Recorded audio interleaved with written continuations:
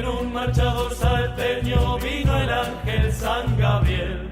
¿A dónde estaba María mateando con San José?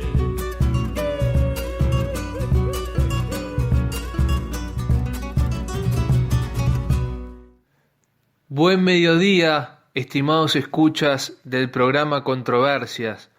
Mi nombre es Bruno Acosta, soy escribano público, profesor de Derecho y Ciencias Políticas y de Historia, y esta es la columna del Movimiento Verdad por la regeneración política y moral del Uruguay. El viernes pasado, en su habitual columna En busca del Arca de la Orientalidad, el coronel José Carlos Araujo mencionó y criticó, como suele hacer, como de hecho hace años hace, al sufragio universal, que forma parte de la democracia. Como dije recién, el coronel Araujo hace años ya, me consta, critica y se encarga de criticar y se encarga de dar otro punto de vista al habitual, al dogmático habitual, acerca de la democracia liberal y acerca del sufragio universal en particular. Como nacionalista católico, el coronel Araujo, insisto, ataca con fundamentos, con argumentos, a la democracia liberal y al sufragio universal, que son dogmas, como acabo de decir, para el 99% de las personas hoy por hoy, lamentablemente. Es decir, no se pueden criticar. No les entra en la cabeza siquiera la más mínima crítica, por más que los resultados, tanto de la democracia liberal como del sufragio universal que importa la democracia, han sido catastróficos. A todas luces, la decadencia que tenemos de todo punto de vista en buena medida se basa en este sistema político. A mí se me ocurrió hacer una suerte de contrapunto con el coronel Araujo y ampliar lo que dijo él acerca del sufragio universal y acerca de la democracia en general. Me parece muy importante utilizar este espacio que generosamente se me concede en el programa Controversias para ampliar lo que ha dicho el coronel Araujo a este respecto. Esta labor doctrinal y política es muy importante. En ese sentido, hay un texto de don Félix Sardá y Salvaní, un sacerdote, jurista, político español, catalán, del siglo XIX.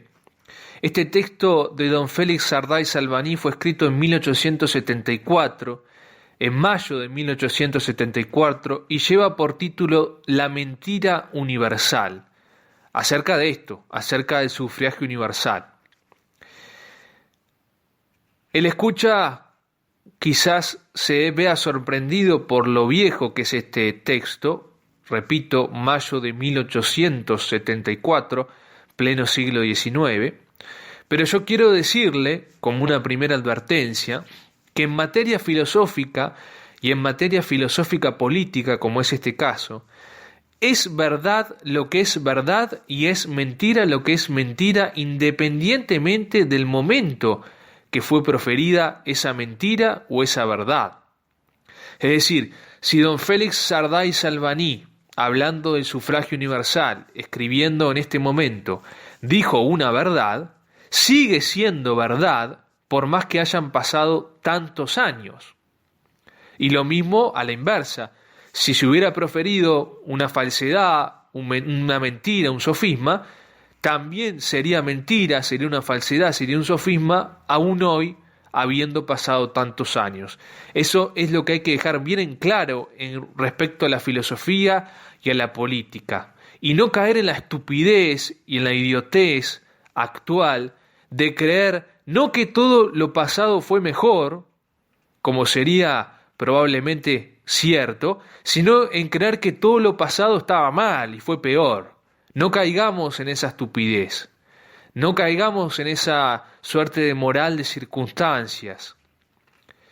Dicha esta primera advertencia, pasemos al texto magnífico de don Félix Sardá y Salvaní, La mentira universal, que trata, repito, acerca del sufragio universal.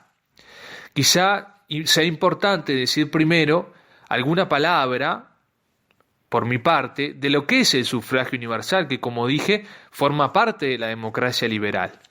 Estimado escucha, el sufragio universal implica que todas las personas por igual pueden votar, son ciudadanos y pueden votar, pueden elegir, por ejemplo, autoridades, sin distinción, sin discriminación, todos por igual. El más imbécil, el más burro, el más tonto, el más analfabeto, el hombre que desconoce en mayor grado todo lo que tañe a la política, puede votar lo mismo que el profesor, que el catedrático de ciencias políticas. Y su voto vale lo mismo, es el primado del número, de la cantidad. Por otro lado, el sufragio universal importa el primado de las mayorías, es decir, será criterio de verdad y criterio de legitimidad, y criterio de lo que está bien, y criterio de quién va a ser gobernante, etcétera, quien haya obtenido las mayorías. Aquí también vemos el primado del número. Dicho esto, ahora sí, pasemos al texto de este buen sacerdote. El sufragio universal es hoy, nos dice Félix Sardá y Salvaní, más que todo, base de un sistema filosófico en oposición a los sanos principios de derecho. En opinión de sus apóstoles, es un criterio de verdad nuevamente descubierto. Escuchen este párrafo que es notable, sencillamente notable para el pórfido. ¿Qué es el sufragio universal? Es el parecer del mayor número erigido en norma de verdad y de justicia. Es el derecho de los más contra los menos, por la sola razón de que aquellos son los más y estos son los menos. Derecho tan brutal como el del más fuerte contra el más débil. Expliquémonos. Es indudable que muchas veces los más pueden tener razón sobre los menos, como es cierto que muchas veces el más fuerte puede tener razón en su favor y no tenerla el más débil. Pero que una cosa sea verdadera y sea buena solo, atiende bien esta palabra, solo porque el mayor número la crea tal, es, amigo mío, perdóname los discípulos de tal escuela, haber perdido completamente la cabeza. Las cosas son lo que son, blancas o negras, verdaderas o falsas, malas o buenas, no porque así lo resuelva una fuerza numérica. Todos los hombres juntos que declaren que una acción es justa, no la harán tal si ella es injusta. Y un solo hombre, un solo niño que en medio del universal clamoreo sostenga que aquello es una iniquidad, tendrá razón él solo contra todos los nacidos y por nacer que afirmen lo contrario. Los millones de votos podrán ahogar el suyo. El caso, por desgracia, no será nuevo. Sin embargo, allí estará lo verdadero donde está la verdad, donde está el mayor número que defiende la mentira. Esto es sencillo, rudimentario, hasta trivial. Sin embargo, como las nociones más rudimentarias son hoy las más fácilmente oscurecidas, voy a esclarecerte la presente con una comparación. Escuchemos el siguiente ejemplo que pone de lo que acaba de explicar don Félix Sardá y Salvaní, sacerdote español del siglo XIX, que critica con razón, con obviedad, como habrán visto, la mentira del sufragio universal. Escuchen esto. La nieve es blanca. ¿Estás muy cierto de esto? Asegúrate bien de este dato, pues a tal punto ha llegado el escepticismo que hasta quizás sobre esto un día se llegue a discutir. Creíble, ¿no? 1874. Hoy se discute en el año 2022 si la nieve es blanca. Me pasó de hecho en una clase de derecho que yo di, Hubo algunos alumnos que me llegaron a discutir, y es en serio, si la nieve es blanca, porque quizá tenía otro color, quizá tenía otra tonalidad. Hoy también se discute lo obvio. Puede haber un hombre que se considere mujer y viceversa.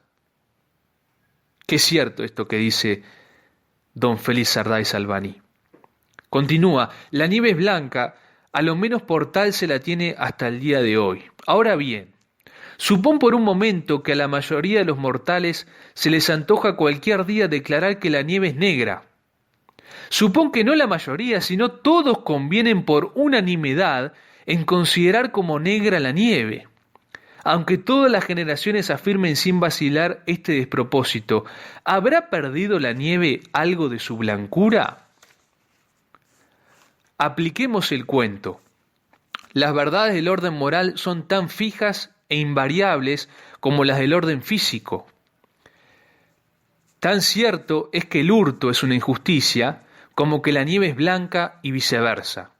Pues bien, aunque todos los hombres lleven su extravío hasta el tal punto de creer y afirmar que tal o cual hurto, llámese como se quiera, no es una iniquidad, iniquidad será, aunque digan lo contrario, un sufragio universal y 100 sufragios universales. Históricamente, sigue Sarday Salvany, tenemos comprobada esta verdad. El Hijo de Dios muere en Jerusalén y es el voto unánime de su pueblo quien le conduce al suplicio. Sin embargo, el crucificado es el justo por excelencia. Y saltando del Hijo de Dios a un simple mortal, hallamos a Sócrates, que es condenado de ver la cicuta por el fallo de un tribunal y por la opinión pública de sus conciudadanos. Sin embargo, la historia ha seguido llamando a los atenienses asesinos del más ilustre de sus filósofos. En ambos casos, el sufragio universal pudo llamarse con la palabra con que le ha llamado recientemente el Papa Pío IX, la mentira universal. Mentira, mentira, mentira, culmina este buen sacerdote.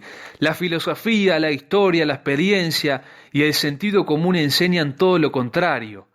Lejos de ser una probabilidad, cuanto menos una seguridad de acierto, el parecer del mayor número está en la condición del hombre corrompido en su inteligencia y en su corazón por la culpa, que la verdad y la justicia deben casi siempre buscarse donde están los menos, no donde están los más. Tocante a esto, la Sagrada Escritura ha llamado infinito el número de los necios, y el Evangelio ha declarado escaso el número de los elegidos y estrecho el camino celestial, significación de los pocos que andan por él. Y hacer la prueba tomando un teatro de vuestras observaciones, así el mundo en general, como en la nación en particular, o en una provincia, o una sola localidad. Los sabios son los menos, los perfectamente honrados son los menos, los que merecen vuestra confianza son muy pocos. De esta manera, en 1874, bajo el título La mentira universal, don Félix Sarday Salvany, sacerdote español, fulminaba desde el sentido común y con palabras claras e inteligibles para todos, la locura, la sinrazón que supone el sufragio universal que implica la democracia liberal en la cual nosotros vivimos hace muchos años. Espero que haya quedado claro, que estas sentencias hayan quedado claras, y será entonces, Dios mediante, hasta una próxima columna en Controversias. Muchísimas gracias.